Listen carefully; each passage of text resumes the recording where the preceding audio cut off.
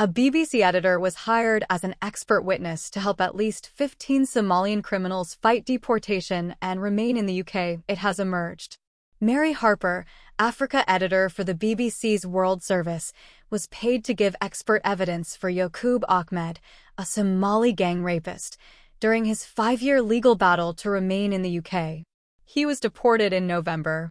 An investigation by the Mail on Sunday has also found that she gave expert witness evidence in a series of other controversial deportation appeals by Somali offenders, including 3 other sex attackers, 3 drug dealers, and a career criminal who spent a decade in British jails. In one case, she reportedly cautioned that the criminal's repeated history of offending in the UK, 39 convictions for 80 crimes over a period of 17 years, would result in him being shunned by his clan if he was returned to Somalia.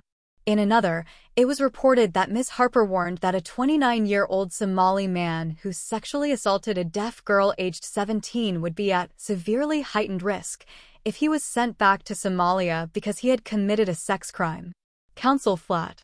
His appeal against deportation was thrown out by a judge who disagreed with her argument.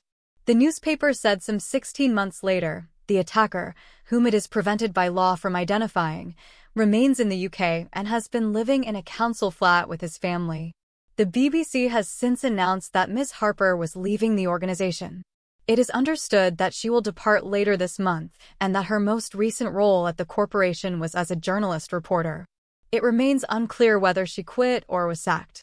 The details emerged as a refugee suspected of carrying out a chemical attack that left a mother and child injured was twice denied asylum before being allowed to stay in the UK after claiming he had converted to Christianity. Abdul Shokur Ezedi, 35, who is at the center of a nationwide manhunt, arrived illegally in the country in the back of a lorry in 2016, claimed his life would be in danger if he was returned to his native Afghanistan. In 2018, he was convicted of a sex offense. It is understood that he was twice refused asylum but granted leave to remain in 2021 or 2022 after a priest vouched for his conversion, arguing that he was wholly committed to his new religion. Offenders deported.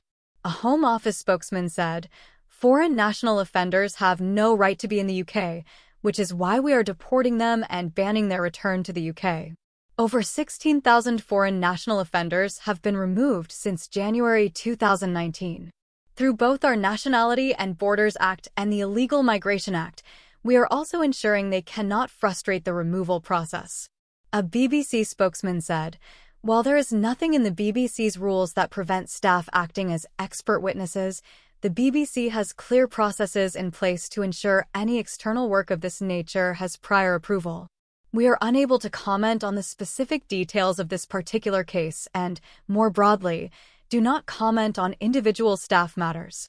Ms. Harper did not respond to a request for comment.